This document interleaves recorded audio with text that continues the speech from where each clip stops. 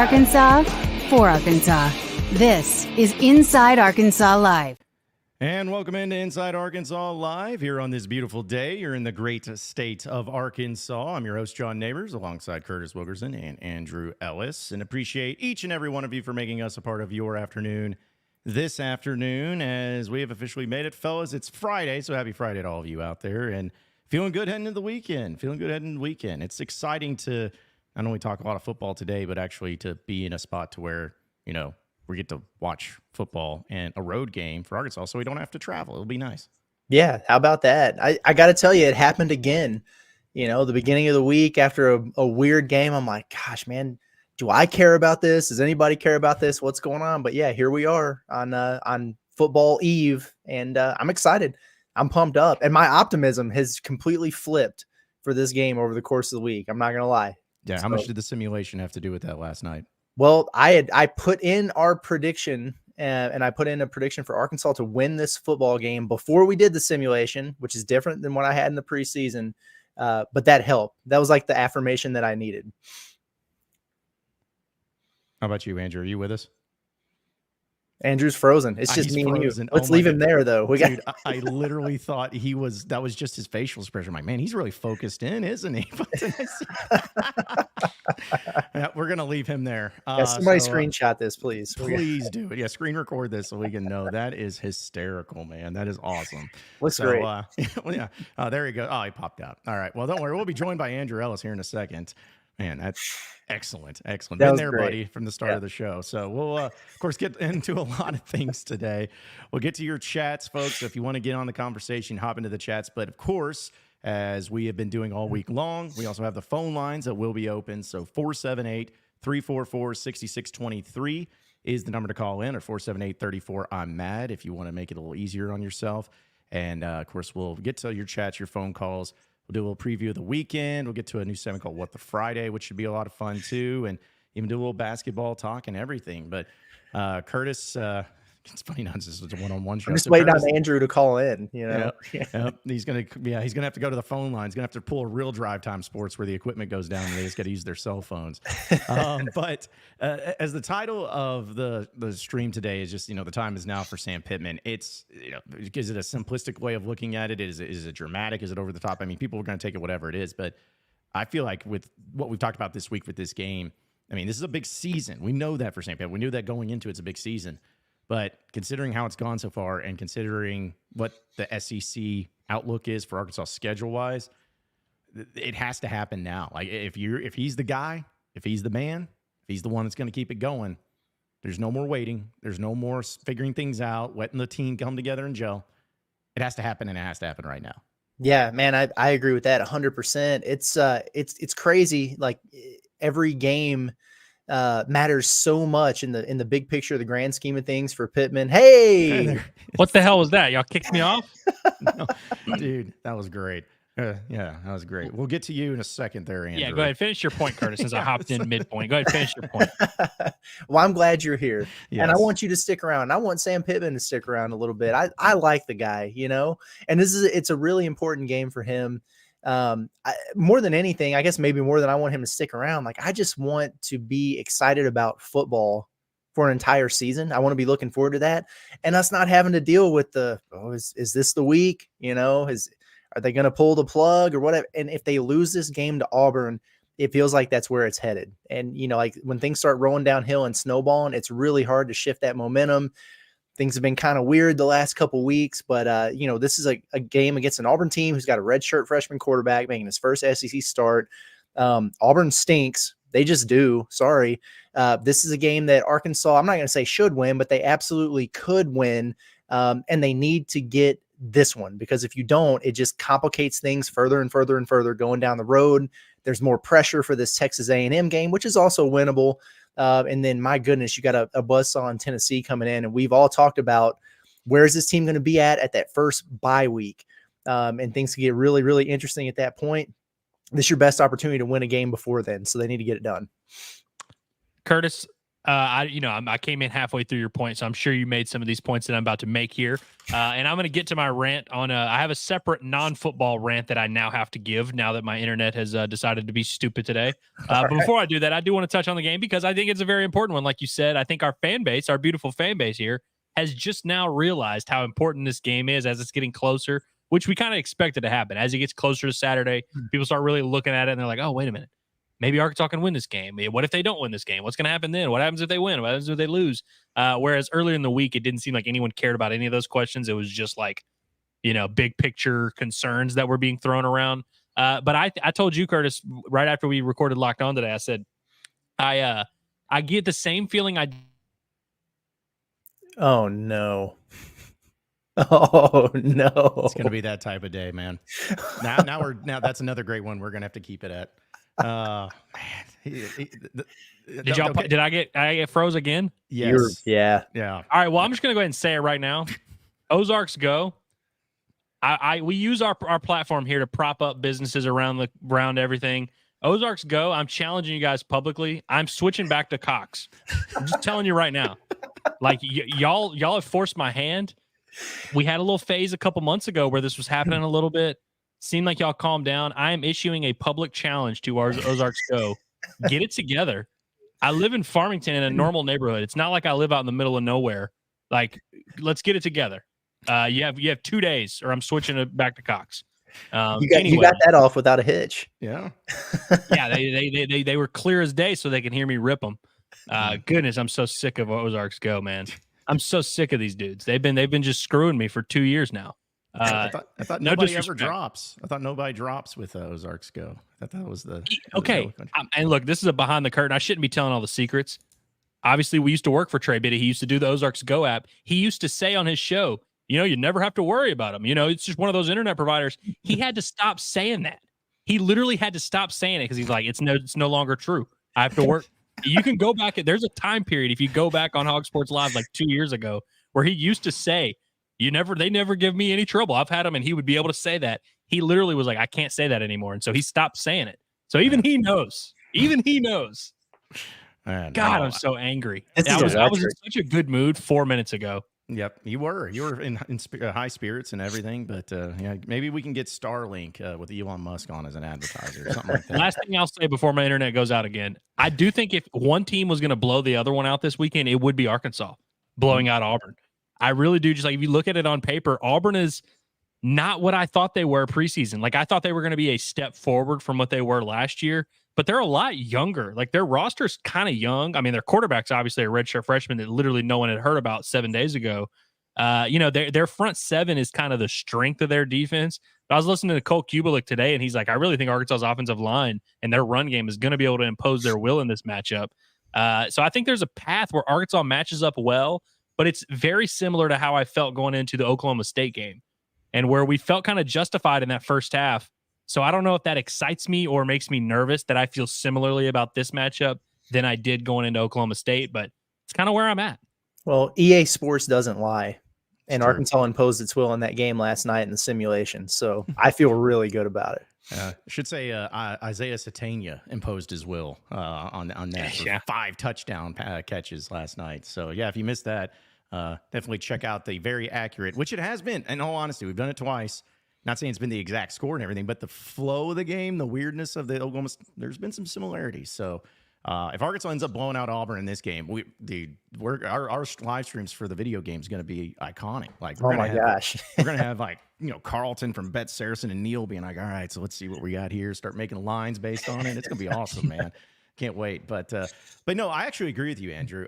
As far as if a team is going to blow out a team in this, if you said that, hey, the final score in this game without naming the teams is going to be 42-17, like I would actually feel better about Arkansas in that. Now, I'm not predicting that. None of us predicted that, but it's still where you think Arkansas is capable of it. The offense is going to get yardage.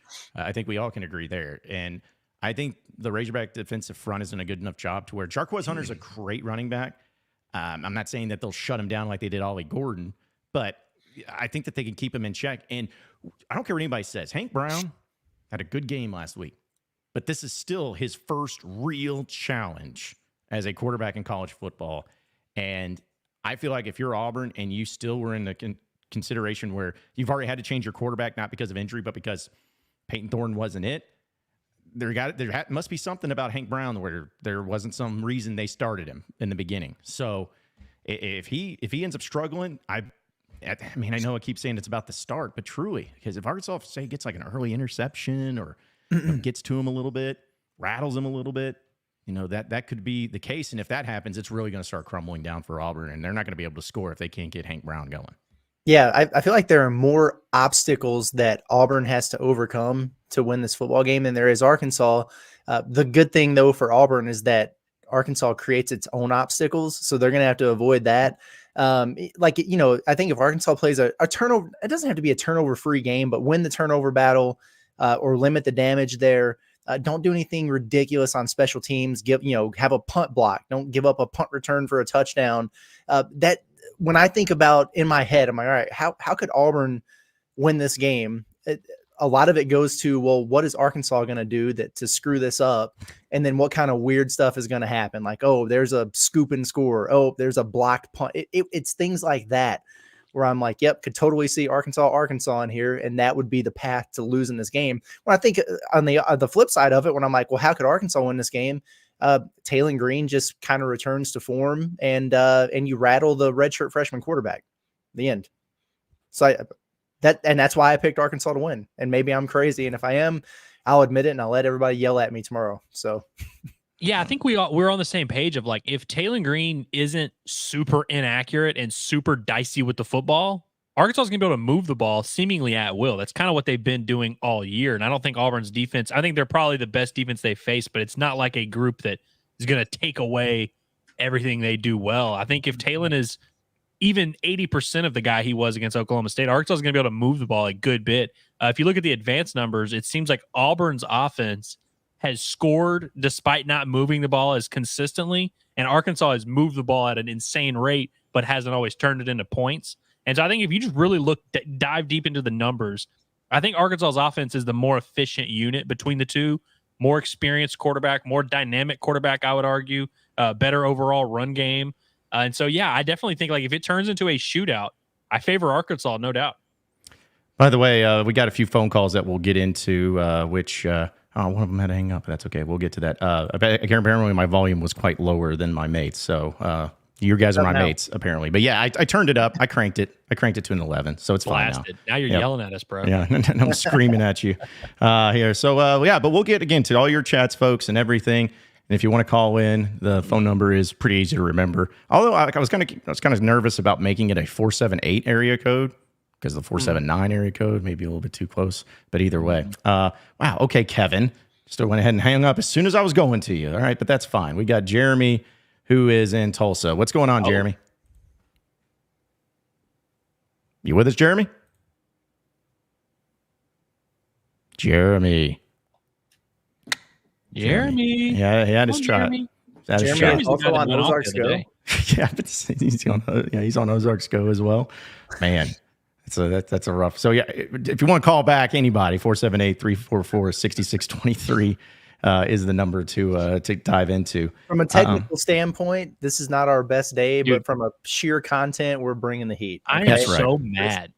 I was in such a good mood before we started the show, and it was crazy that y'all saw me on here 5 minutes before the show. Like I was chilling. As soon as the show starts, it just dude. It kind of reminded me. Do you guys remember? Because they're getting called back now, so we're good. But do you guys remember the Nate Allen thing at the Zoom that he had where he couldn't figure it out? That's what kept reminding me. It's like we're doing Zoom during COVID, folks, and it was Sam Pittman, and somehow it went to Nate Allen. He couldn't figure it out, and you just see literally his forehead, and he just goes, "Audio's gone." Right in the middle of Sam Pittman doing his quote. It was phenomenal. Favorite moment that I've ever had on a Zoom. That was so funny, man. In his computer, bro. Is it more of a favorite one than Muss at Oklahoma State? I think so. Because with Nate, like that was just hilarious. It was just really, really funny. With Muss, I was just getting increasingly nervous because I knew how mad he was, and I knew that I was going to get called first. I knew it was coming, and K Wood did it, and it was awkward. Anyway. Hey, you got the question across. Anymore, Curtis? Yeah. That's right. Haywood will not call on you first. No, not Nope. at all. Absolutely not. Let's go. Okay. We got Kevin who's in Rogers. What's up, Kevin?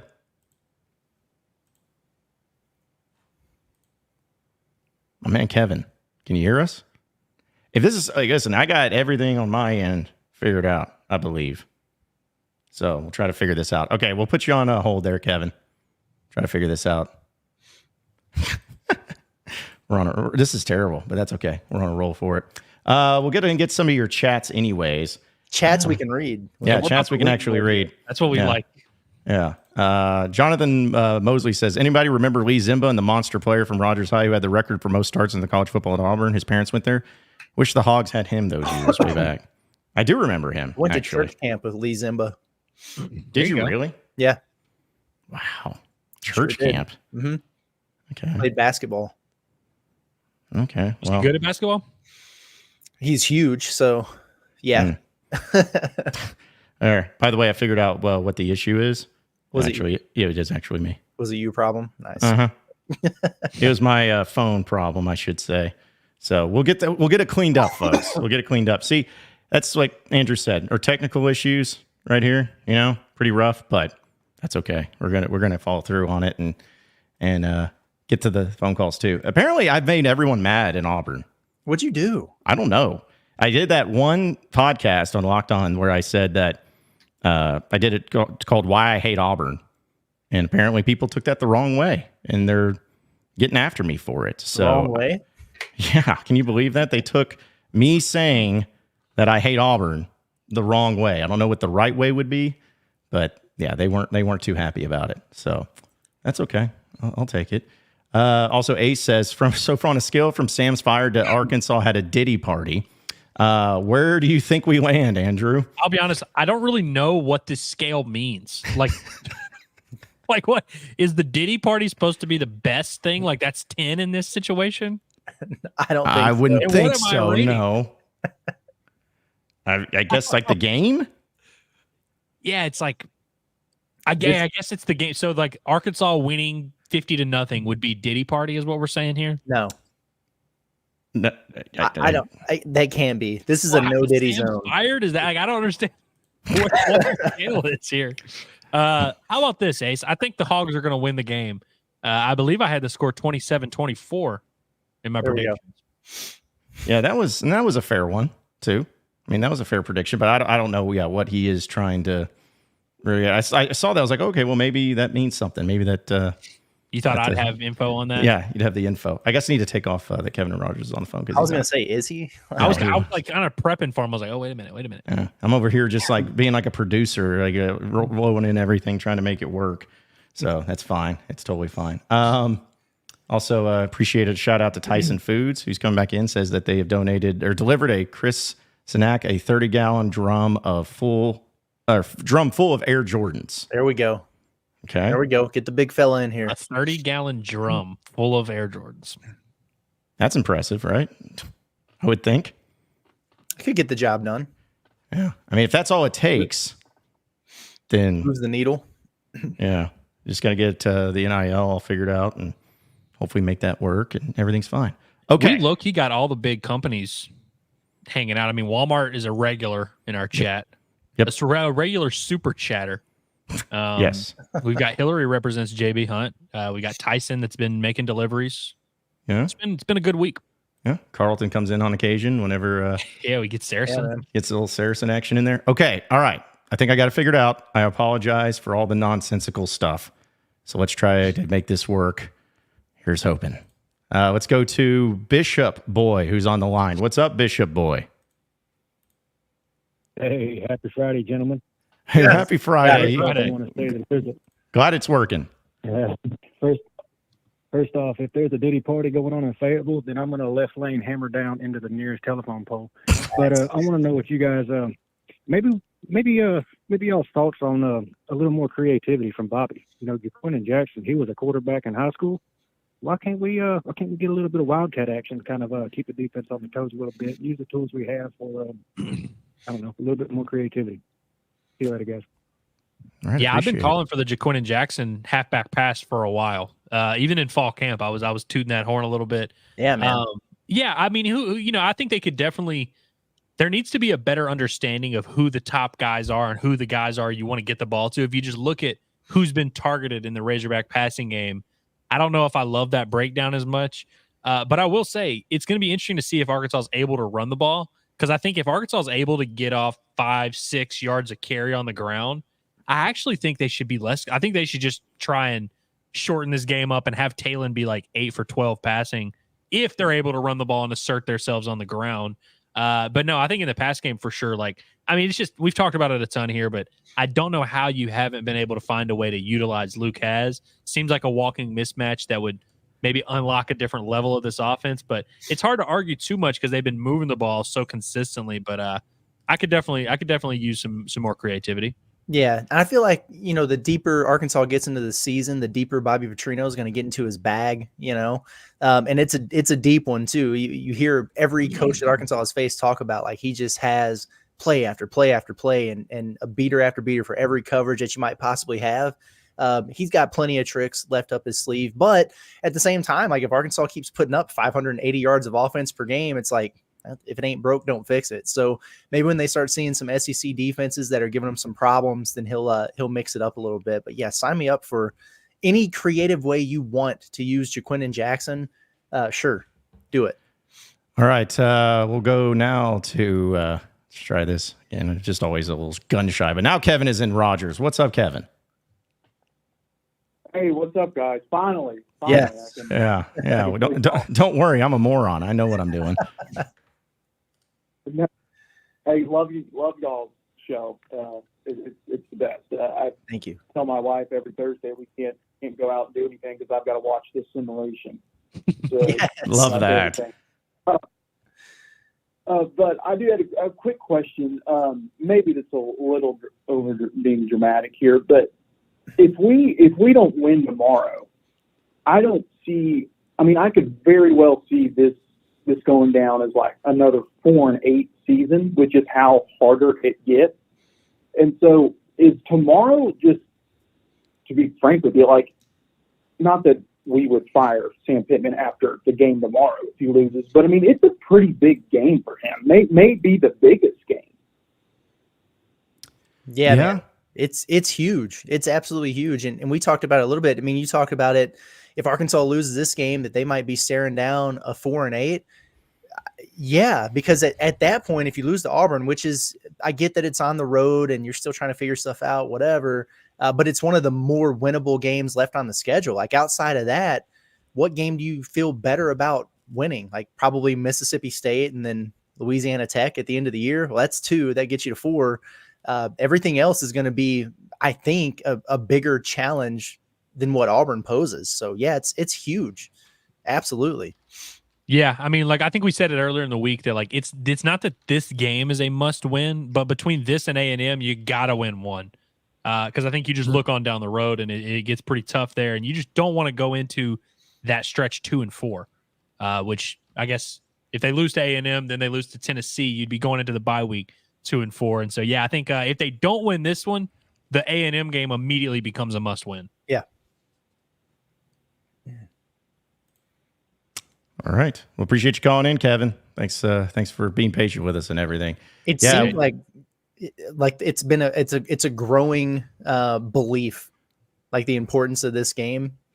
Like, we're seeing more optimism a little bit, I guess, as we get further along in the week, because it is a very winnable one. But I think there's it's almost like a nervous energy because of the magnitude of it in terms of the season, like the big picture of the program and everything. Although I bet there's some folks out there who are thinking, well, if Arkansas wins this game, like, maybe they're just kicking the can down the road.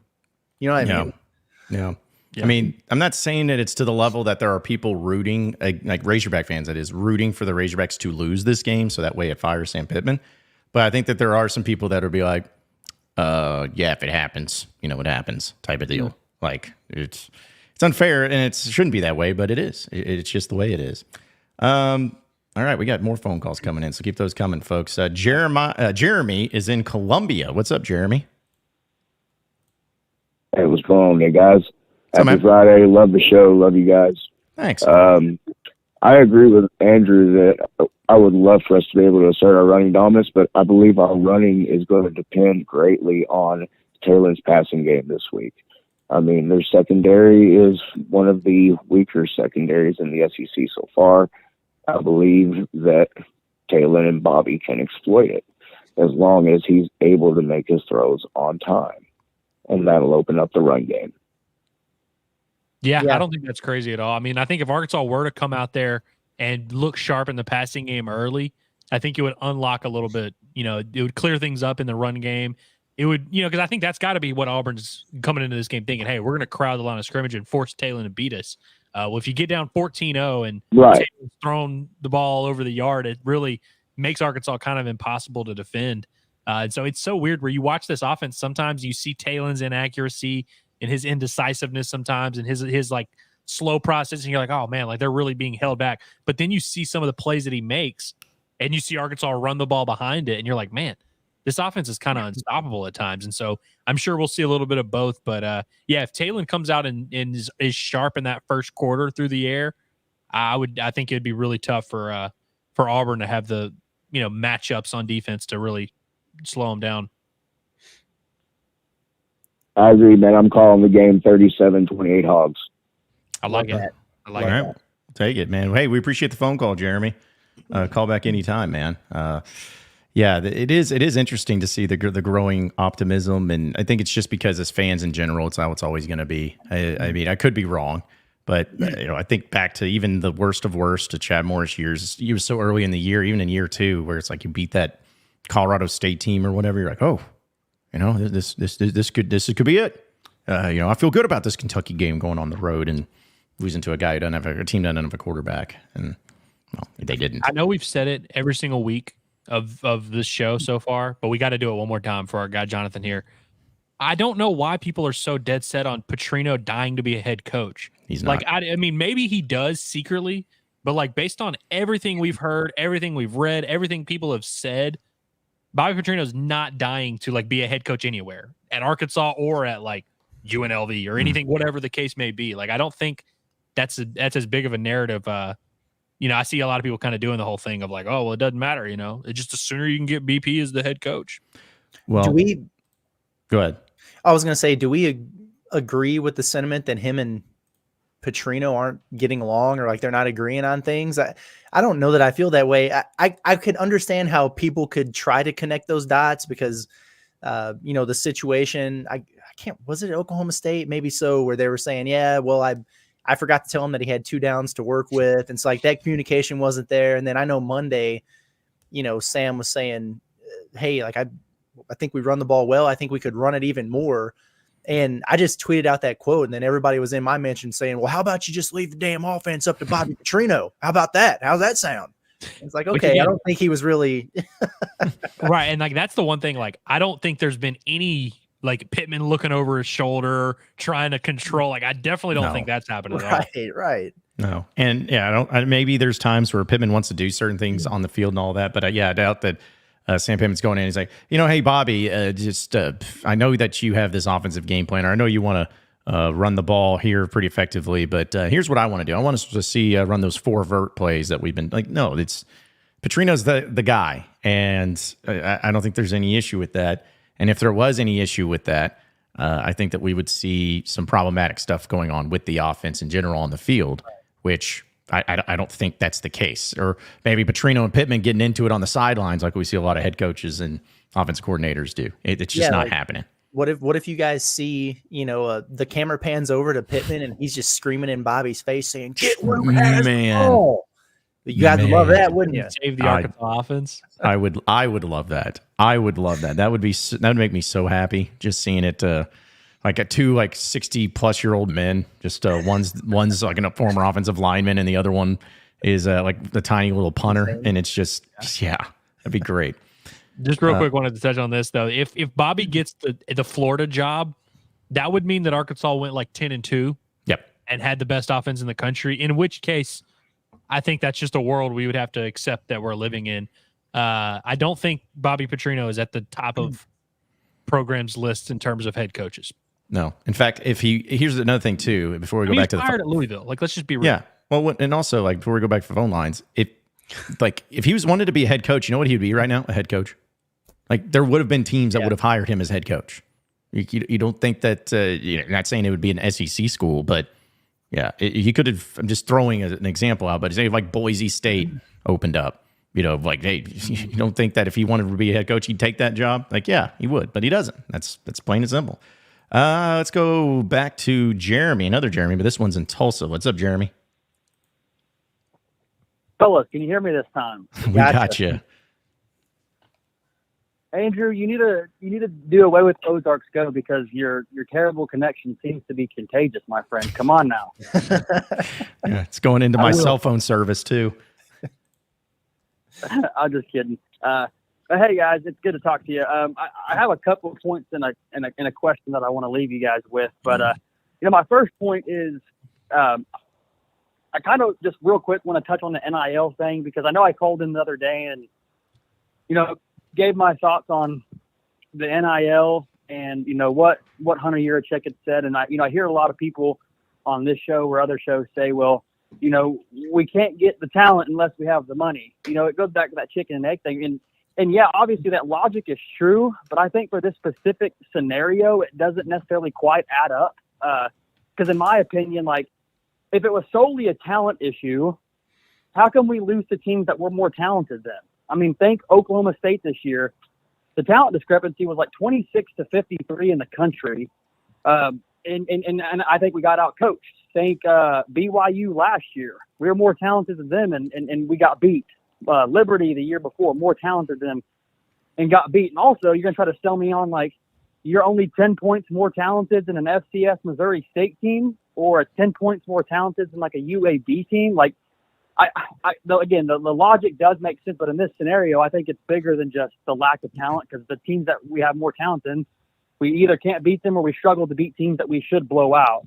So, like, I don't know. In my opinion, it's a head coaching issue, if I'm being honest. And again, I know everybody loves Sam, and I do too, and I want to work out and, this, that, or the other. But at the same time, how many times do we have to literally hear him say, oh, I didn't know what to do in this situation before we actually start believing it? And my second thing is going to the game this weekend.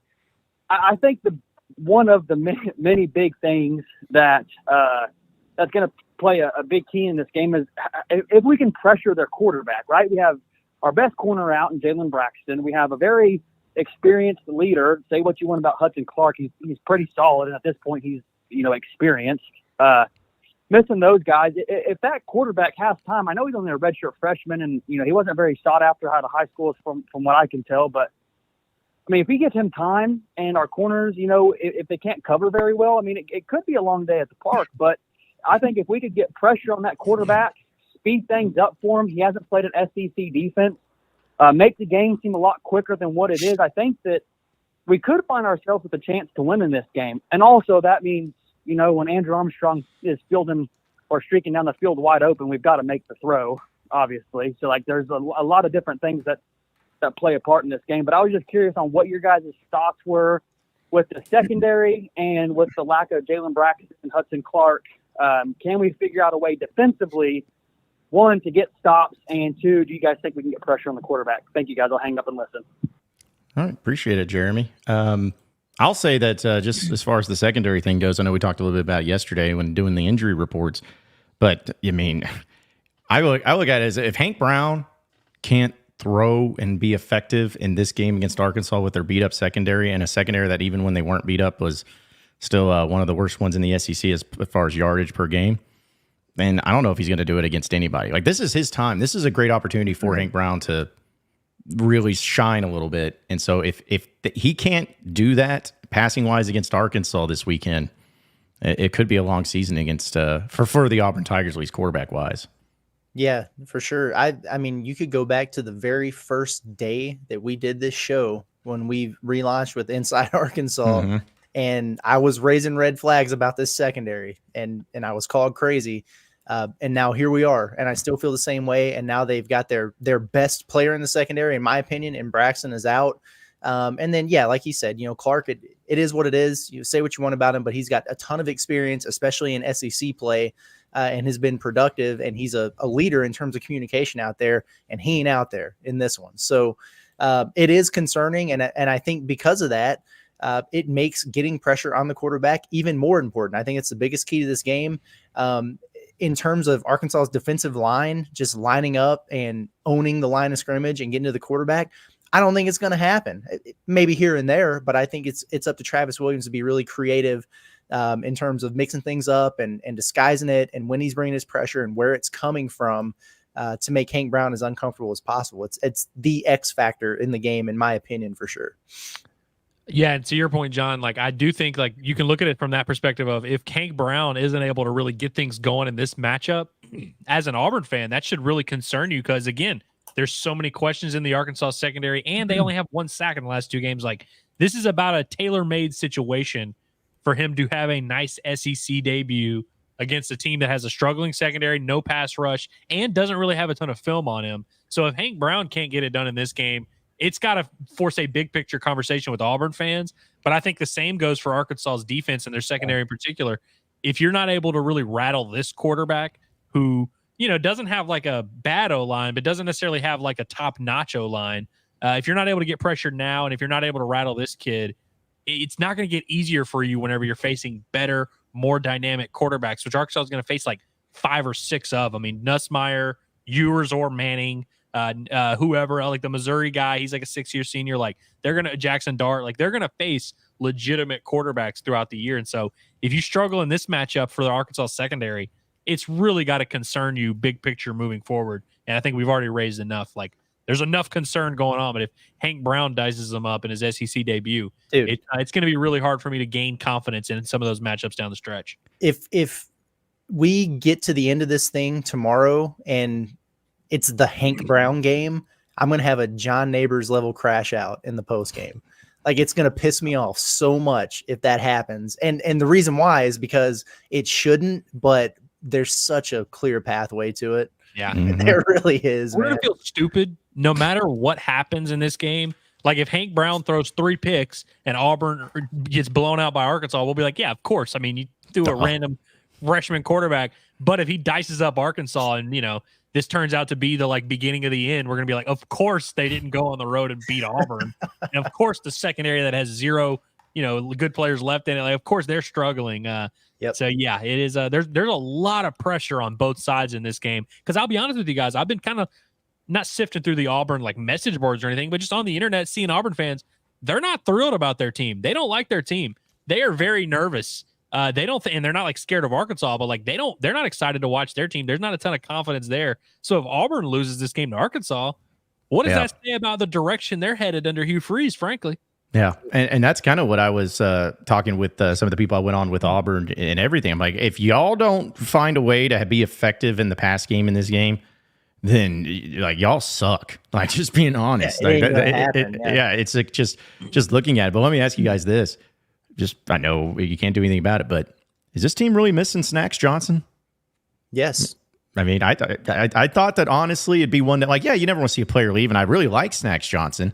But I was also like, okay, well, you know, maybe Danico Slaughter or whoever, you know, just took a spot in spring and it'll work out. But the more I start seeing things, I'm like, man, I maybe should have found a way to keep Snacks Johnson around because he'd be a nice little helper on this secondary if he was still on the squad. Is there any question that he'd be a starter right now? Yeah. He'd be a huge I remember being at the spring game and we were all stunned that Danico Slaughter was starting over him at nickel in the spring game. And then Snacks, I think like 2 days later, announced he was entering the portal. And we kind of in the moment were like, I guess Slaughter just beat him out. And then if you hear Snacks' side of the story, which he told on Twitter, it wasn't that simple. It seemed like there was a little bit of issues with him and the coaching staff. And so that's why he decided to take his talents elsewhere. And so in hindsight, it's like you kind of look at it and you're like, I don't think Danico Slaughter necessarily beat him out. Yeah. No, I think there must have been, I don't know, more to it. And, you know, it's so funny that players where you come in and then at the time you're just convinced just because it was what you see. It's like not trying to blame ourselves because I think everybody would have been that way. Just like, okay, well, I guess this guy's better because you trust the coaches. Yeah, he's better. But I think he'd be helpful right now in the secondary. And who knows, maybe they wouldn't be having the issues that they continue to have and everything too. So, again, folks, if you want to end the conversation, It's a simple thing to do. You can get in the chats or call in 478-344-6623. I know we'll talk a little bit more about that here in a second. But some chats, though. This one comes from Hayden Short. He says, first off, I love Sam Pittman, so this isn't a job call. But every time people talk about Petrino being head coach, I don't see it. Now, Barry O, on the other hand. Apparently, and that seed, he's on the Arkansas airwaves. His campaign began, probably a few weeks ago, and every win he gets, it's just he's trying to make it a reality. Mm-hmm. One step closer to it. Also, DRA says, hot take, but Booby, I guess he called on, I think he's meaning Bobby, has lost his mojo. He is like Tiger Woods after his wife beat him with the club. Bobby used to rule with fear. Listen. I appreciate the analogy because that is actually pretty good. But, I mean, has there been anything this year that's made anyone think that Petrino's lost his mojo? I mean, the offense has been pretty incredible and a major turnaround from a year ago. Not only has there not been anything that would make us think he's lost his mojo, the idea that like he's not instilling fear into his team is something that none of us can speak on. Because one, nobody's allowed to practice. But yeah, you think that like he's going to have his big fearful displays on national television. Even when he was the head coach, he didn't do stuff like that. He would have like little like biting down on the stuff, but like it really wasn't like he was a performative, over the top, fear mongering leader. You know what I mean? Like I think a lot of what Bobby does is behind the scenes, which is like what most coaches do. And so it's like, I'm not saying you're right or wrong. I'm just saying like it's impossible for any of us to like realistically comment on like whether or not he's lost his edge. We're not with these dudes in the meeting rooms. We're not with these dudes behind closed doors. Like, and to your point, John, like the offense has not like been an issue. Like, it's not like the offense ain't getting it going. Like they've had their ups and downs and they've been better in certain situations than others, but like, it's not like the offense has been an issue. Yeah, no, for sure. And just for the sake of context, in 3 games at Baylor this season, Snacks has 4 tackles. Hey, but I looked it up. He has a 70 PFF grade. And he does have 3 passes defended. Yeah, he has a 29.8 tackling grade though, so he's been struggling in tackling. Yeah, good thing Arkansas. Yeah, that's a good thing Arkansas hadn't been struggling with that. Yeah. Also, yeah, for the offense thing for Petrino too. If it was said before the season started that through 3 games Arkansas would be 3rd in the SEC in total offense and 5th in the country, I think people are number 1 third down offense of all time. People forget. Yep, of all time. So still got work to do though. But yeah, I didn't understand with all of that. But there is another question offensively from Scott here. It says, do you guys know anything about Dubinion? MIA. I think it's going to be a question that can be brought up again after this game or maybe on Monday, because I think a lot of people just been operating under the assumption that, well, he's not healthy and he's got to get healthy and get back to full practice and everything. Then we'll probably start seeing him out there. But then he wasn't on the SEC mandated injury report. So he's either not injured or they're lying about it. And so I guess if he doesn't play this weekend at all, it's probably worth going back to that conversation and saying, what's really going on there? It's strange. I want to clarify that what I'm about to say is like 75% speculation, but I'm just trying to read between the lines of, like you said, the injury report, the comments that Pittman has said, and just kind of what we've seen. I think he was banged up in camp going into the season, and I think he took his time getting back to practice. And I think there is a little bit of a disconnect there in terms of how quickly he was able to join the fold. And I think Pittman was visibly frustrated when asked about it, where he's like, he's got to practice. Like if he wants to play, he's got to practice. And we know that we've kind of heard some of this with Tyrone Broden, even Andrew Armstrong when he was coming back from his injury, where Sam kind of publicly not challenged him, but was like, hey, they're not practicing, so how am I supposed to play them? And so I think there was definitely some type of weird irking that happened there. But him not being on the injury report kind of confirms what we expected for a while, that like this is past the point of it being him banged up. Like, yeah. I think there's a disconnect there somewhere. I do think there's a path to a random Dubinion is back in the fold and has 25 snaps. Like I think that's in play. Maybe it's this week, maybe it's not. But if he doesn't play this weekend at all again, then it kind of makes you think like, oh, it's not happening. Because again, he's not injured anymore. And it just seems like maybe he got lost in the shuffle, but there's not really much of a shuffle going on. No, not at all. Not at all. All right. Well, I was going to go to a call, but it looks like they hung up, so that's fine. But yeah, so getting into our next little fun segment here that we can do for the Alumni Hall question of the day here on the show. Again, get over to Alumni Hall, folks. It's the ultimate Razorback shopping experience. They have rewards that every time you spend $150 over there, you get $10 in rewards. So be sure to check it out, as they have everything that you need for all the highest end clothing. Southern Tide, Columbia, Tommy Bahama, Nike Golf, everything. And it's conveniently located there in Fayetteville, 3417 North College Avenue. You can also shop them online at alumnihall.com/Arkansas-Razorbacks. Okay, so it was a simple one because it's just more of the poll question for everything. But simply, will the Razorbacks beat Auburn tomorrow? I asked this on Twitter, so I don't know if you guys have seen it, but if not, if you have, don't blow it. But what would we all predict the percentages are for this one? Yes or no, as far as will Arkansas beat Auburn tomorrow? I looked right before we started the show, so I'm not going to say. Okay. I purposely didn't look just for this exact reason. I'm going to say 73%. Right now, where it stands, 59% say yes. Oh, it was 75-25 when I looked. Mm-hmm. Yeah, I guess the pessimistic people got on Twitter since we started the show. But yeah, 59. I'm actually pretty surprised it's that low. I'm not expecting people to just flock to the idea of Arkansas is going to beat Auburn, but I saw that. I was like, wow, I expected, the crazy fanatics, kind of like what we are when we get closer to the game. We're like, I could see them winning. I could see it happening for them. Yeah. But it's not the case. So, all right. Kudos to all you, though, out there who are in the voting. Believe in something. Yeah, you got to. You don't have much else at this point in time if you're Arkansas to believe in anything. But, yeah, I guess that's the one they wanted to do. Andrew brought this up, not Ellis, but Hawthorne. Says Russell needs more touches. Develop the freshman. I actually thought about this the other day. We had so many people who were saying, "Hey, give Braylon Russell, give Braylon Russell." Like, is that for his sake, maybe, and everything? But is it something that you guys look at as like, yeah, the offense needs to get Braylon Russell involved? Is that something that's a need for this offense? I don't think so. I mean, I would love to see it too, because I like Braylon Russell a lot. I think he's going to be a really good back for this program. But there's only so many touches to go around. And when you have a dual threat quarterback on top of that, I mean, like, I think it's pretty much a given that Taylon Green is going to carry the ball double-digit times every game. Jaquindon Jackson is a workhorse. He is one of the best backs in the SEC, so he warrants having higher carries. So, like, if the argument was to be made to me, like, hey, Russell should be getting Rodney Hill's carries or whatever, I'd be okay.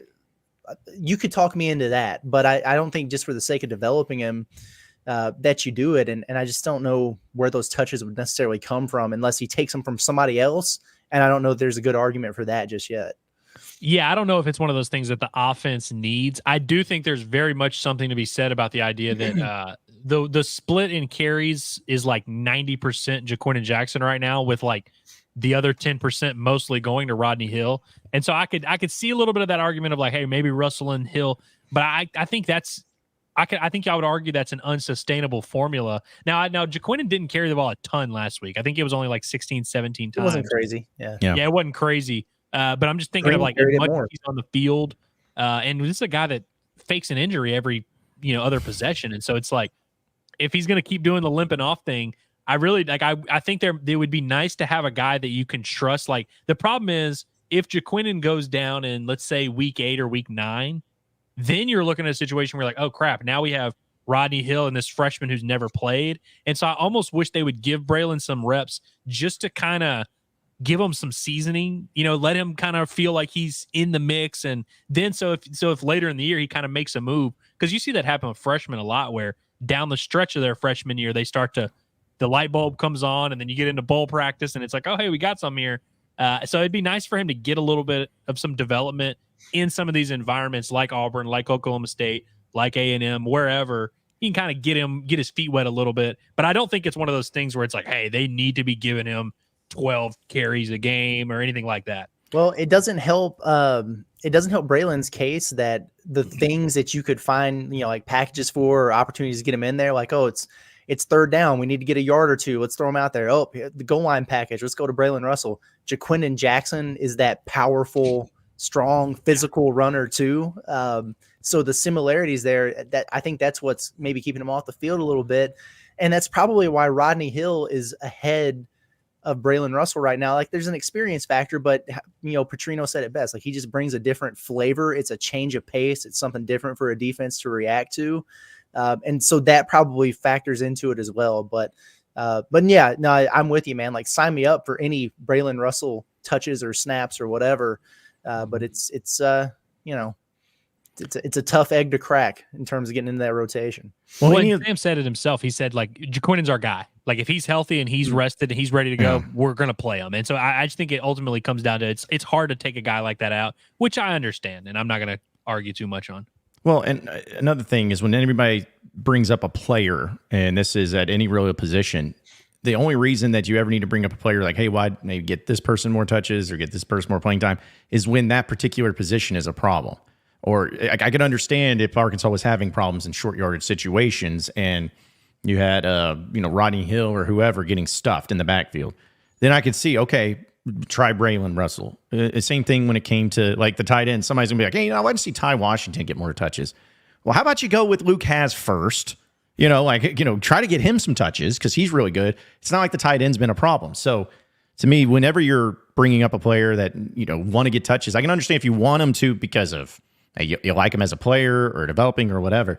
But unless there's a problem, unless there's an ongoing issue, I don't see there's any reason. That's the thing with Braylon Russell. I agree with you guys. Like Jaquinn Jackson, I'd be hard pressed to think that, like, honestly, who do you think is more powerful in the backfield, Jaquinn Jackson or Braylon Russell? Like, if it's just you need 2 yards to just get there, I'm going with Jackson, dude.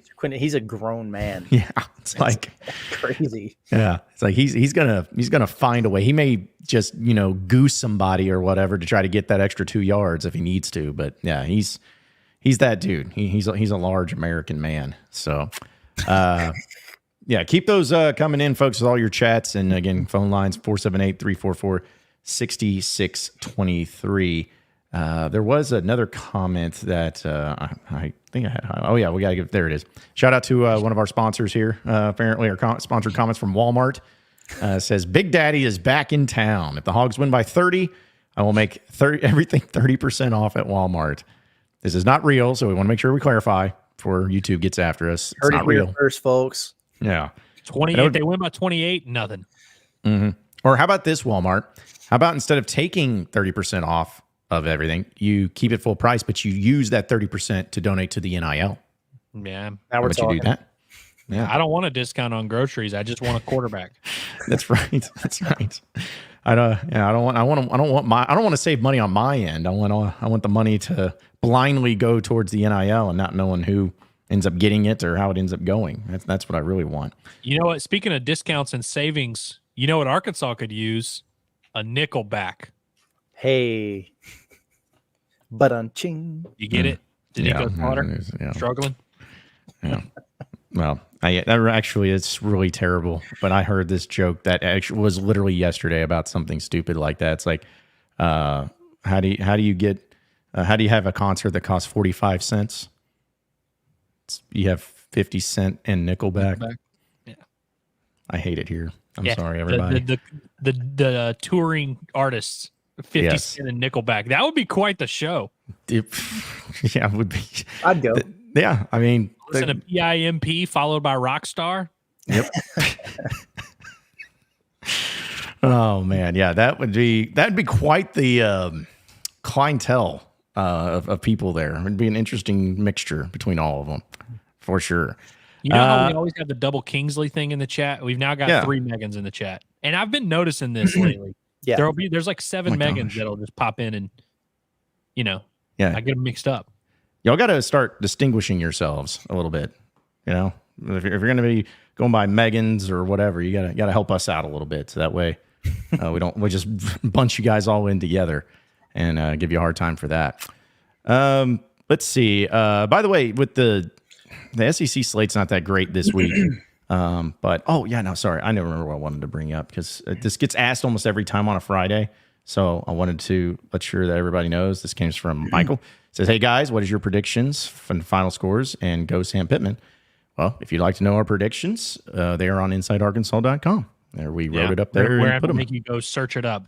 There is one person on this panel that hates the Hogs. That is true. Find out who. It ain't me this time. Mm-hmm. Mm-hmm. And it's not. It's actually me as I wear a Razorback shirt.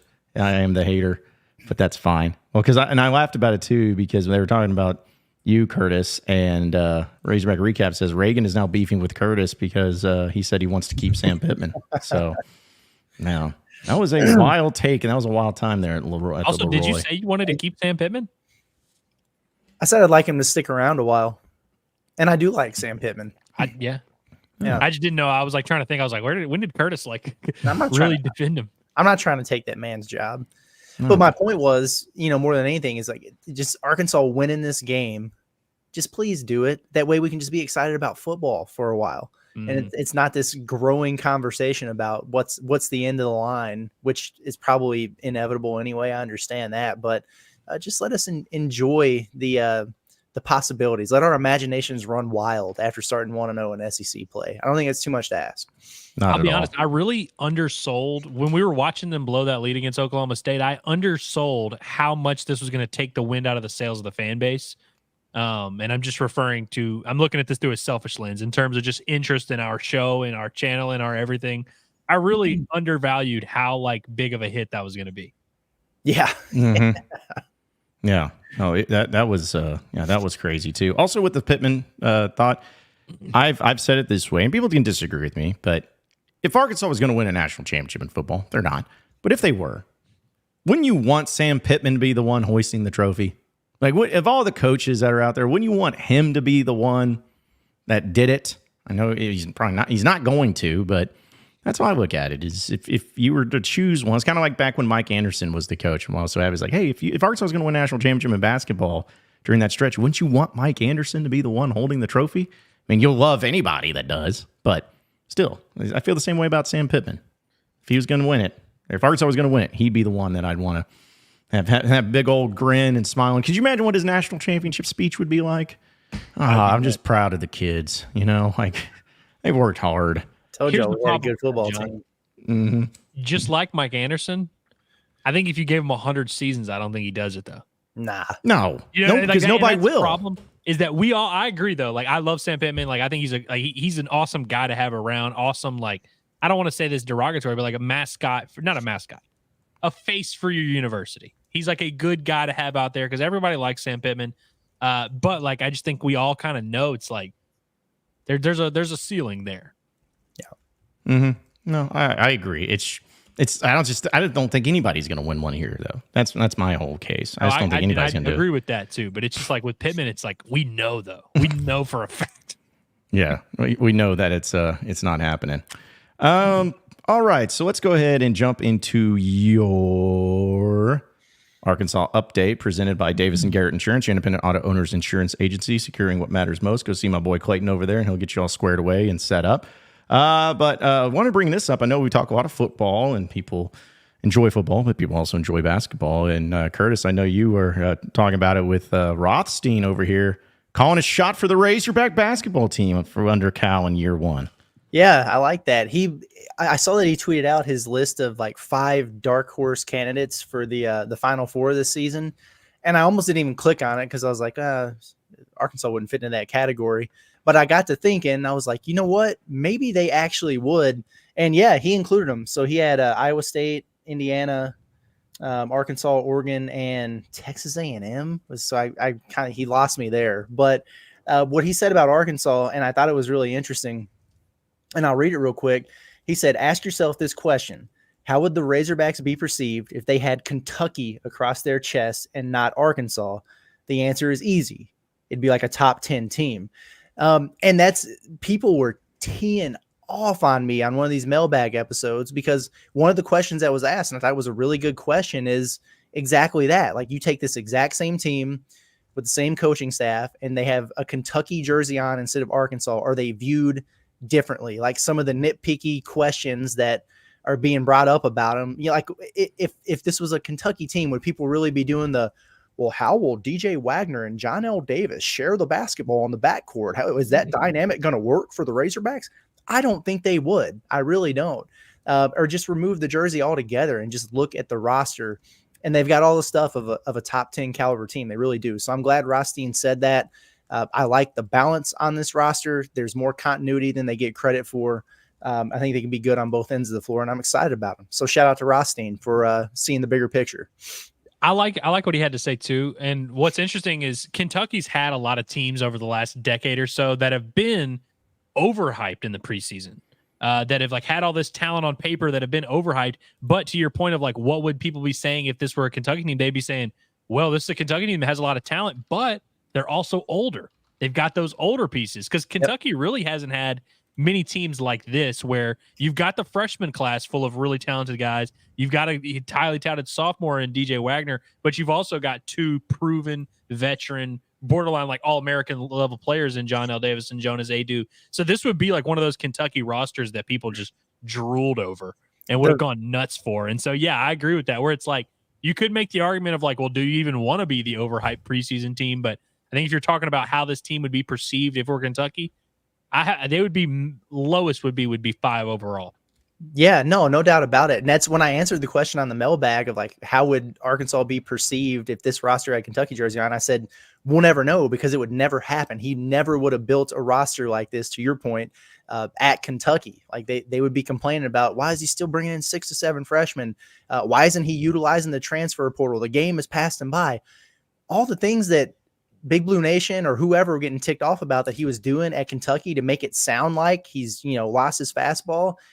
He's kind of corrected so far at Arkansas. Now it's got to translate onto the floor and in March specifically, but like attacking the portal with some studs, having a little bit more continuity and not bringing in 15 scholarship freshmen.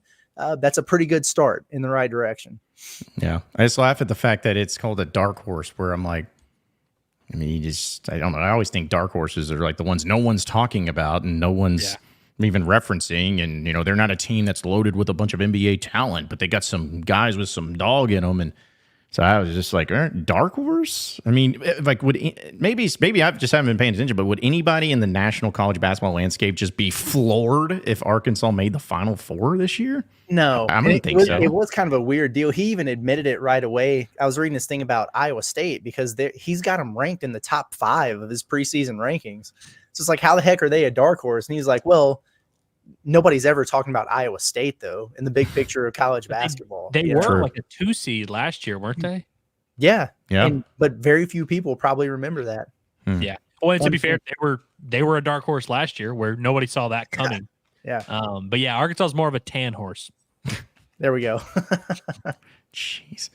Let's hey, we got another caller calling in here. I guess I think it's Jared in Paris, not France, but Arkansas. What's up, Jared? Hey guys, what's going on?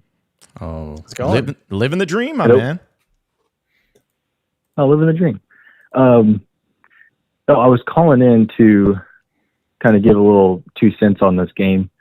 I think so. Travis Williams, he had his fourth daughter? Is that right? I think so. Yeah. Or fourth child. If it's all daughters, that's news to me. But yeah. Okay, I couldn't remember. But no, now he's got the dad strength times 4. I think this is going to spill over into his players, right?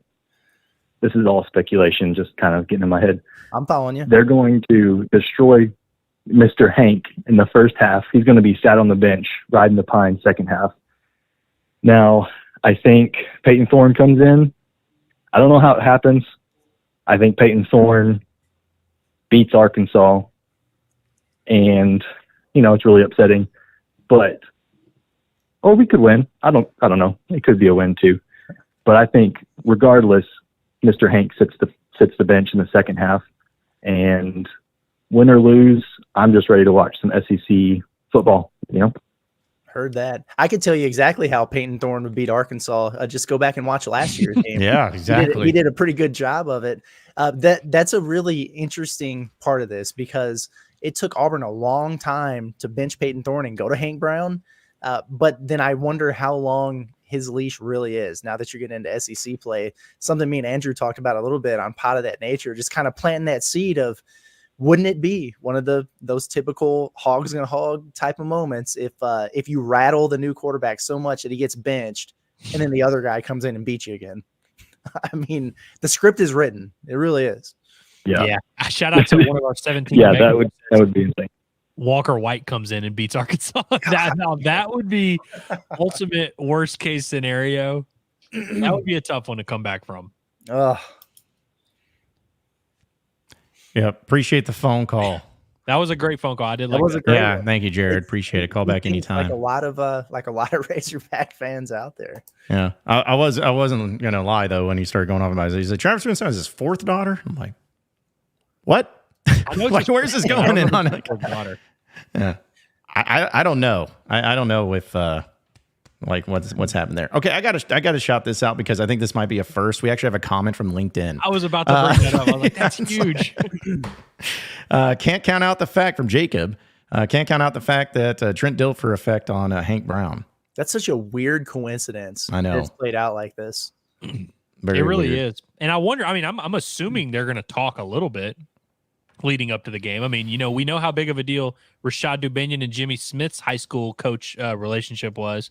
I would imagine they at least will exchange a text or two, right? I would say so, but I don't know if that's. I know it's common, but like, is it that type of relationship where it's just like, hey, hit me up with some tips to go up against them? Like, I don't know.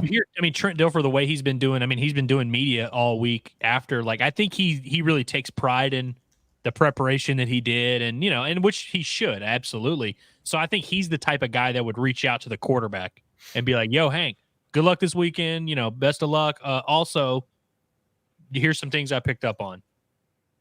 Yeah. Does it not feel like Trent Dilfer's stumping for I don't know if the Razorback job, but I don't know. Like, I've never heard a head coach after a game that you lost do more to pat yourself on the back and discredit your opponent than Trent Dilfer has this week. I mean, it's been nuts, man. That's a really, really good point, Curtis. And it's one that I agree with wholeheartedly. And I love Trent Dilfer, but he really is hamming it up good of like, oh, yeah, gosh, we're down. Well, because I felt the same way. And I'm like, am I the weird one in here? Is this common? Like, you're getting articles written by the behind the scenes leading up to the game on CBS Sports, and then you're going across all the radio stations and, with Mac and Cube, and you're just like, oh, yeah, the team actually sucked. I can't believe we lost. Like, they didn't know what the hell they were doing. I was just like, what in the world? Like, where did this all come from? It's been a lot. It's been a lot for sure. Yeah. So, but yeah, power to them. Judah comes in with a sponsored comment. Thanks, Judah. Appreciate you. Says, are the Hogs ranked if they beat Auburn? Woo pig. Talked about it a little bit, but they're on the cusp. They're getting like receiving votes, like maybe the fourth or fifth one there. They set themselves up to get there if they beat A&M. Yes. Right. And now A&M is ranked. So like that's when, and we determined this yesterday. We sometimes we talk ourselves into the right take. They beat A&M and Auburn, then you're really ranked. Yep. And also, as long as you're never ranked 8th, because being ranked 8th, and not only for football, but for basketball too, because under Muss, the highest rank they ever got was 8th. And it seemed like every time they hit 8th, just went to like just awful. Like, it was just something about number 8. So I don't think Arkansas is in danger of getting to number 8 in the country in football this year. But who knows? Maybe if they beat A&M and then they beat Tennessee, they may. They'll be 8. Yeah, they could be 8th in 3 weeks, man. Yeah. Well, there's no overreaction. Talking about, man. What's that? Nobody's talking about Landon Jackson and the Arkansas pass rush. It's crazy. Famously flying under the radar, the fact that Landon Jackson doesn't have a sack and the Razorbacks can't get to the quarterback. I'm poking fun a little bit, Luke, but I did just want to bring up your comment because I thought it was funny. Like, I understand people can't watch every episode of our show and all that, but we have been talking about this aggressively on every pod of that nature, every Inside Arkansas Live. It is kind of crazy, but it is a very big story in this game. Yeah, absolutely. And it goes across the board on the defensive line in terms of getting pressure. You mentioned that pot of that nature, the pregame that we did. I challenged Landon Jackson to get on the board from the sack department.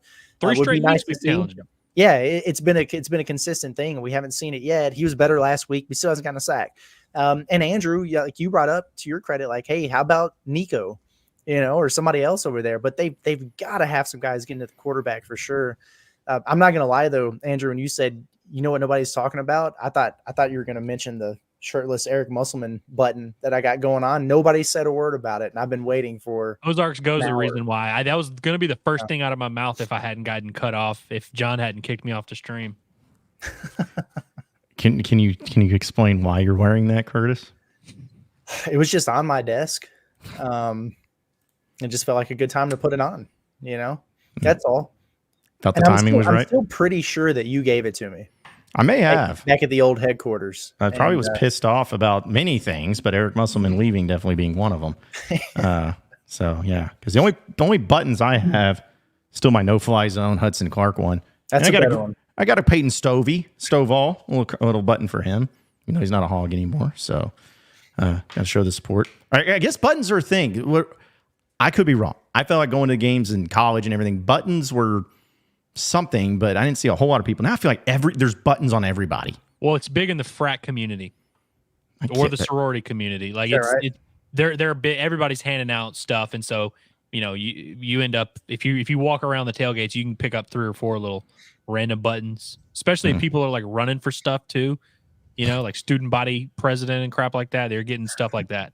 We need to have buttons with our faces on them to hand out and people to wear them at games. Just our buttons and our faces. Just our face. Yes, just our face. Don't even have an Inside Arkansas logo or anything. Just our face. Just the face. The last button I received was at that. Was it 2016? You guys would know the answer to this question. When Arkansas went to Missouri, got the big lead, and then blew it. It was 2016. 2016. Somebody handed me walking into that stadium a Jeff Long must go button, and I wore that. Go he went. Yeah. I know exactly who handed you that button. I bet you do. So. I know exactly who handed you that button because that person was doing that, and then my buddy Brendan, he had made bumper stickers that said Jeff must go. So there you go. Yeah, can't wait till when that happens and start having because I know you don't remember Curtis and Andrew. I don't know, maybe you were too young, but never forget when people wanted Houston Nut gone, man. People rented a plane to fly around the stadium throughout the entire pregame that just had a banner that said Fire Nut. Like, it was incredible. It's brutal.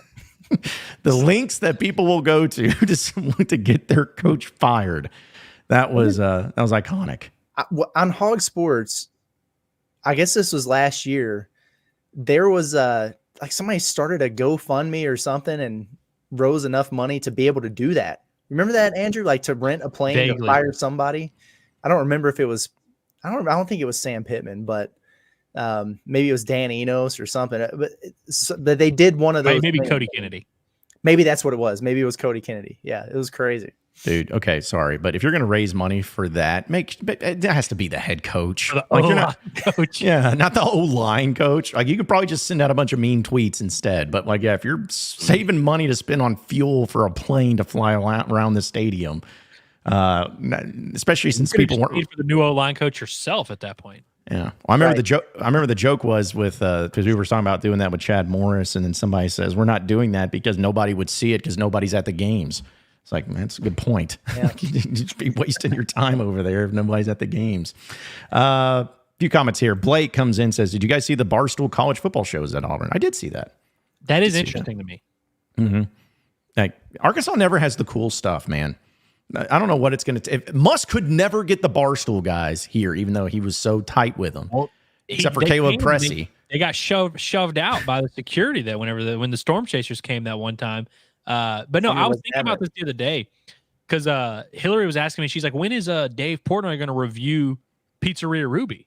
And I'm like, when he goes to these events, that's when he does reviews. I'm like, so if he came to Arkansas for something, I didn't realize how in play it was, even though obviously they're not coming to Arkansas. But yeah, that is interesting.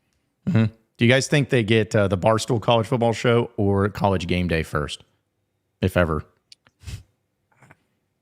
I could see them getting Barstool before game day. I mean, if Barstool wins this game, then it's not like that's true. Why this game? Tennessee probably isn't out of the realm. It'd be kind of cool if they came to like Arkansas LSU. Like, that'd be pretty cool. That'd be really cool. If Arkansas won their next 2 games, it's a top 20 matchup, top 25 matchup for Arkansas Tennessee. Who says no? As long as it's not Mississippi State or Texas A&M because of Casey Smith for A&M and Brandon Walker for Mississippi State. That'd be obnoxious. Yeah. So as long as it's not those, which I guess we don't have to worry about. Those games aren't in Fayetteville this year. Jonathan wants to know, does Auburn have a good O-line? I wouldn't call it good. It's not terrible, though. It's are probably like, very average by SEC standards. for sure. Like everyone PFF wise, they're like mid 60s to mid 70s. Like they're all just like serviceable offensive linemen. Mm-hmm. Yeah. Kind of like Arkansas in a way. Again, just solid, not I would great. say so, yeah. Arkansas is like a little weird where like Arkansas is like a good run blocking O-line and a below average pass blocking. Auburn's is like slightly above average at everything. Mm-hmm. Yeah, that's fair. All right, let's look ahead to some of the games this weekend in college football. Not a great slate, as we've kind of mentioned, at least not in the SEC, but there are some games of note. Again, if you want our predictions, or at least our betting against the spread for the SEC games, just go and check them out on InsideArkansas.com because we've included those. But we're doing a pretty good job there too, by the way. Killing it. Like, listen, with Peyton and Nick, man, like, I love what those guys are doing. So yeah, it's good stuff. A lot of good written content coming out. Those guys are doing good, and our predictions are good too. Like, I mean, you just mentioned the against the spread stuff. Like, all three of us are over 500 on the year, and ball knowers, man. Yeah, like we're all right in the ballpark of each other. So, and like Andrew mentioned yesterday in our group text, if you're batting above 500 against the spread, you're doing pretty good. This ain't pick'em, so. Can't wait for all that to come crumbling down this weekend. Well, what we're about to do is your wheelhouse, John, because you dominated it last week. Oh, I mean, I'm great at picking teams that have large spreads and going with that one. But here's the thing: is I was looking at just college football in general outside the SEC. We got a top 25 game tonight. People may not realize it. We got a top 25 game tonight on Fox at 7 p.m. It's the Fighting Brett Bielema's versus the Fighting Matt Rules of Illinois and Nebraska. Both teams 3-0, happening in Lincoln. Nebraska, according to BetSaracen, is favored by 7.5 points in this one. So, where are we going with that? Nebraska to win, Illinois to cover. Because it's probably going to be Illinois to cover simply because I cannot put my money on a guy who is doing a Mahomes cosplay. Just cannot. And denying the fact that it's happening. Okay. Him denying it is crazy. Him being like, "Yeah, what are y'all talking about?" Like, I mean, Mahomes, is that the Kansas City? Like, trying to act like he wasn't aware when he's doing. I mean, wearing the exact same accessories, same number, same haircut, same shades, same everything. Does the same celebration, same movements. Like, dude, there's really not any shame because, like, when I was a kid, I was that kid. I literally got a white T-shirt and wrote Reddick on the back because I love JJ Reddick so much. So it's like, look, I don't want to shame the like childlike wonderment, but I wish he would just be like, look, I love Mahomes. Like, that's my favorite guy. And like, I model my game after him. He's the best in the world. I want to be that good one day. If he just said something like that, I could almost be like, you know what? A little weird, but whatever. The fact that he's trying to act like he doesn't know what anyone's talking about when they ask him about it, I'm so out on this kid. Be your own person. You're a 5-star who's at Nebraska and is an actually cool story. Like a 5-star that chose to go to Nebraska and is rejuvenating that program. That is a way cooler story than you being the Mahomes great value kid. Yeah. I didn't understand that. Wait, did you say you were a JJ Reddick fan? Loved JJ Reddick. When I was like 5-6 years old, that was one of the first basketball players like I really was like a huge fan of. Well, when it came to, like when they have like dual players that go up against each other, people always kind of choose size. I hated both JJ Reddick and Adam Morrison because those were kind of like the two guys. I hated Adam Morrison. Yeah. Where did you guys stand on Tyler Hansborough? Oh, I hated him. But I always liked the Duke guys. Like in every big rivalry, I lean one way or the other. I always just Duke over North Carolina, and so Hansborough wasn't a fan. No, I actually, it sounds terrible, but I loved it when he got the crap knocked out of him and he was bleeding everywhere against Duke. Mm-hmm. I laughed. I do remember him dunking on that 7'7" guy from I was about Asheville, to bring that up. Yeah. Eddie George, when he like just kind of like went up and under him. Like that was actually pretty sick. Yeah. Mm-hmm. I like North Carolina and Duke players. It's odds are I'm not going to like them. There could be a couple here and there, but yeah, I'm not a fan of that. I like Jimmer Fredette okay when he was in kind of the deal, but Buddy Hield was really fun to watch too for that 1 year. I liked I liked the Buddy Hield stuff. Let's see some other games of note. This one's not a top 25 matchup, although it's close to it. But in the ACC, 11 a.m. action, you got Clemson and NC State. Clemson's favored by 18.5 points in this one, and NC State was ranked before Tennessee just decided to go full throttle on them and just destroyed them. But I don't know. NC State tried to lose to Louisiana Tech last week. I mean, you got to watch those Louisiana Tech teams, Andrew. You know better than anybody. They're sneaky. Dude, that's the thing, John, is you really don't. And the fact that they almost lost to them is making me kind of think like I'm almost like Tennessee. I'm sure is really good, and they're going to prove it this weekend. But I've got my radar up a little bit where I'm like, Tennessee beat NC State 51-10, and so we all kind of were like, oh yeah, Tennessee's a juggernaut, which I kind of agree. But what if we find out that NC State is a 4-8 team? Yeah, I mean, it could be. I don't know. Clemson's still weird too because I don't know if they're good. You know what I'm saying? Like, which I don't think they are. But then again, their only losses to Georgia, who's really good. But then how good is Georgia tried to suck against Kentucky too. It's true. Clemson's offense, I don't think is good enough to cover that. No, that's a good point. They're gonna. I think they'll win, but especially because the over/under is only at 44.5. So yeah, pretty. Not a ton of margin for error there. Yeah, actually. Weirdly enough, I'm going to bet NC State in that game because you remember that quarterback that I said was at Coastal, and I thought he wasn't ready for the prime time. I think he's gritty enough to cover an 18-point spread against Clemson. The grittiness to cover that spread. This game is normally wouldn't get talked about, but you know, little in-state stuff. You got Iowa State taking on Arkansas State, the team that did cover the spread against the mighty Michigan Wolverines. Iowa State's favored by 21 in this deal. I know I went with the Red Wolves last time, but I'm going to go with Iowa State covering that spread this time. Yeah, that's a tough ask to go from Michigan to Iowa State and cover both weekends if you're Arkansas State. And how about the spread being the same in both? Isn't that something? Yeah. Mm-hmm. Yeah, I would. I'm probably favoring. Again, I'm rooting for Arkansas State. You know, Butch Jones. I hope they go beat them. Yeah. Champions of life. You know, you want to see him do well. Plus, he's going to be Auburn's next head coach because that's all they do at Auburn. They just hire ex-Arkansas State coaches. Did with Hugh Freeze, Malzahn, Blake Harsin. Blake Anderson? No, Brian Harsin. Brian Harsin, yes. Blake Anderson was at Arkansas State, though, wasn't he? Yes, and he went to Boise State to take over for Harsin. So, I believe. And then he got fired. He went to Utah State. That's Utah what it was. State. And then he just recently stepped down. Yeah. There's some controversy, I think, going on. Something over there. He's had a wild run. Mm-hmm. The game is still stupid. This is CBS 2:30 game, but you know, history and tradition and rivalry. Michigan and USC going off against each other there in the big house. The Big Ten matchup. Yep. USC on the road, favored by 4 in this one, according to BetSaracen. You ready for this? Michigan straight up. So, okay, I've been wrong on Michigan like all year. Same. I thought they were going to cover against Texas. They obviously didn't come close. Thought they were going to cover against Arkansas State. They damn near lost the game outright. I think Michigan, I actually think they're getting a little too disrespected. I don't know if USC is that great. I don't think either of these teams are good, but I'm probably going to pick USC though, just because Michigan has, like, at least USC has shown me something a little bit, but Michigan hasn't shown me really anything that makes me feel like they're a good team. They're starting Orgy at quarterback. They are. Okay? Well, when that happens, all you need to know. Well, Davis Warren last week, he didn't throw an incomplete pass. Y'all say that? He was like 10 for 13 with 3 picks.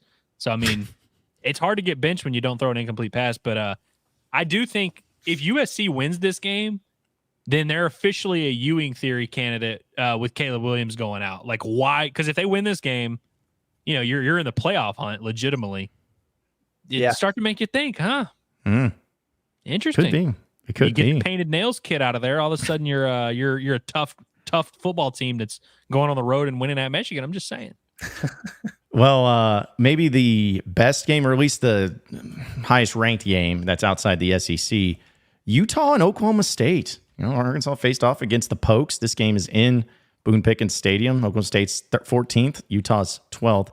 This is almost a dadgum pick 'em because right now you got Utah favored by 1 on the road in Stillwater.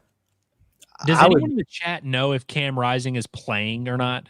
I can't get a definitive answer on that anywhere. I know he's supposed to, but the line moves so much that it made me think he wasn't playing.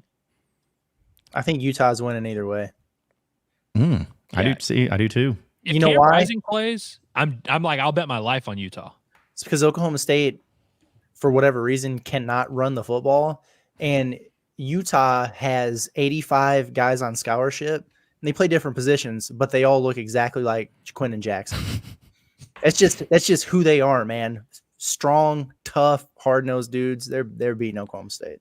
Yeah, they're like the meaner, bigger, stronger version of BYU. And it's not an intimidating environment either. So I will say this though. Utah is one of those teams. The discrepancy between Utah at home and Utah on the road on most years is pretty vast. Like they've laid some absolute eggs on the road and they're like unbeatable at home.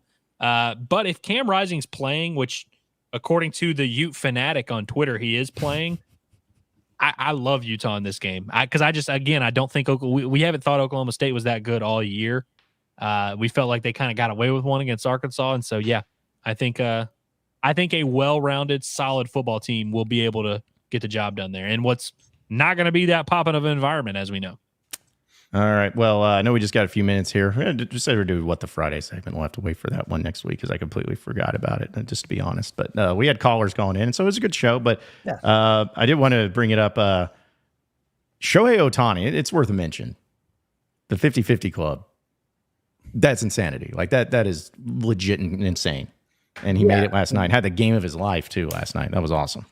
Guy tears his UCL, so he's taken out of the equation for a Cy Young, and he'll just, whatever. I'll have a historic offensive season. It's fine. I'll get my MVP one way or the other. Yeah, it's pretty crazy. I will say, I hate to be a hater here, but the stolen bases in the MLB, they mean nothing. Yeah.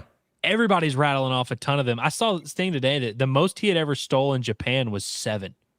And then he's been, even before the rule change, he was stealing bases in the MLB, but like, it's kind of crazy that like a 6'3", 230 dude stole 51 bases. But yeah, Shohei Ohtani, man, best baseball player ever. Like, I mean, I think everyone's kind of there already. He's at the very least, he's the most talented baseball player of all time. Did you guys see the congratulatory tweet from Jose Canseco? I did see He's that. like, hey, I created the 40-40 club, so congratulations to you for taking it up a notch. Yes, I love that. I want to make this about me real quick, and then putting out a congratulations. At least it's on brand for Jose Canseco. So I feel bad for Aaron Judge a little bit. Actually, I don't feel bad for him at all because the Yankees F him. But Aaron Judge is having like an absolutely bonkers offensive season that is being overshadowed a little bit. Yeah. I'm just glad that I will say, I'm just glad neither of those guys are on the Angels because it seemed like that was always like where the best players would go, and then you just never had anything to show for it. So imagine if the Angels had Mike Trout, Shohei Ohtani, and Albert Pujols. Isn't that crazy? And we never hear about him. Like, and it's just like, oh yeah, that's cool. What a mess. Yeah, never see in the postseason. Like, yeah, the Mike Trout thing is sad. Dude's never gonna get a title, yet like arguably one of the greatest to ever play. And real quick, I do want to address this because I did bring it up on Twitter. Evan says, "Did you ever address when you got arrested?" Just saw your Twitter post. Real quick, I tweet out because I'm going to the Fayetteville High School football game tonight. Courtesy invitation of Coach Casey Dick, former Razorback, friend of the show, and because I went to Fayetteville High School. I got arrested when I was 16 at Fayetteville High School because I broke into the chemistry lab and I stole a bunch of phosphorus and I built a smoke bomb and I lit it off in school. And apparently you can't do that. It was at post 9/11, so everybody's so, it's like crazy. But anyways, did that, did it in my teacher's desk. She inhaled a lot of it. It was a bad deal. I would have gotten away with it, but I got narked on and I got arrested for a felony and 2 misdemeanors at the age of 16. So they're off my record though now because I turned 18. If you did that now, your parents would get thrown in jail. That's true. Yeah. I mean, if that happened now, but then it's like my parents get thrown in jail, but man, it'd be great for content. Suddenly, people be flooding in and be like, this guy's crazy. But there's a moral of the story, folks. If you're going to do something stupid, do it under the age of 18 because then it gets erased whenever you turn that age. So that's what happened. I love the people in the comments. Jesus, John. Yes. Well, it was just... she made me mad because she put my Scantron in the wrong way for the final. Like instead of starting in at 1, she started at 51 and she put it in and gave me a 12%. I went from a B to a D. And I remember I was like, you need to fix this. She's like, no, you didn't follow directions. It's like, you mean starting at 1? Like, what do you mean? And then she refused to do it. And I brought it to the principals and everything. They're like, yeah, well, your teacher says you didn't follow directions, so it's on you. So it made me mad. So that's what I did. I'm not going to name any names, but someone in the chat said those are serial killer vibes. I'm just saying. I'm not going to name names, but Yeah. you used to chase down frogs and squeeze them too when you were a child, I bet. Yeah, stick firecrackers up bullfrogs' butts and let them light. No, I was never that. Because all those people were writing about you going to federal prison. That's true. I have a rap sheet. I am I'm off trying to live off the grid. But no, what the worst part about it was on my dad's birthday, and he had to come bail me out of jail. Yikes. Yeah. So, yeah, if you want to see a scared kid, like, because again, I was so naive. I was in the city of Fayetteville jail, and I thought like I was just going through like Gitmo, like just like Guantanamo Bay. I felt like I was just getting checked in there. That was the biggest deal in the world. But what were the consequences for you at home? My parents made me like do chores, which is, looking back on it, they just didn't want to do them. Like, they weren't mad. They were mad, but they weren't real mad. They were kind of like, you're an idiot. Like, and that's kind of what my brother was too. Everyone was just like, you're a moron, like, for doing that. So, I mean, because it wasn't anything too bad. It's not like I was, going in there and dealing drugs or anything. It was just, I did something stupid and lit a smoke bomb off. So one consequences, but I got put on probation until I was 18. I had to pay like a $500 fine. Had to spend time in jail. I had to do 100 hours of community service, I think, which picking up trash. I've actually, fun fact, somehow I was allowed to go into the equipment room at the University of Arkansas and fold shirts for the football team. That was my community service. That's a pretty sick one, though. Oh, dude, my dad hooked me up with that because he knew the people down there, and he was like, "Hey, you need any help?" And they're like, "Yeah, we need somebody to fold shirts. We got a new shipment in." So I got to go down there and see some of the players during summer workouts and stuff. Best community service of all time. It's what I do, helping out the kids. So, yeah, and that was just that was a crazy time. So, anyways, wanted to bring that out there. What a way to end a Friday show. So, yeah. Final thoughts, guys, before we get out of here. I mean, we started and ended this show with a bang. I don't know what happened in between, but yeah, it was a wild ride. It really was. Yeah. I'm excited for tomorrow. I'm excited for today. I'm going to leave right from here and go to Bomb. Looking forward to watching Root versus Gackle, the showdown. I'll keep you guys updated. Mm-hmm. Well, the show's going to be nuts tomorrow. Dude, can't wait. It's going to be a fun post-game show. The next time you guys see us, it's going to be a different world that we will be living in. Yep, it really is. And I'll end on this note right here from our boy Kingsley. Says, shout out to the guys, man. Proud of y'all for hanging in there and keeping the dreams alive. Keep going, and hopefully we'll see you and y'all in Dickey's Arena in a few weeks. You will. Yeah, man. Appreciate you, Kingsley.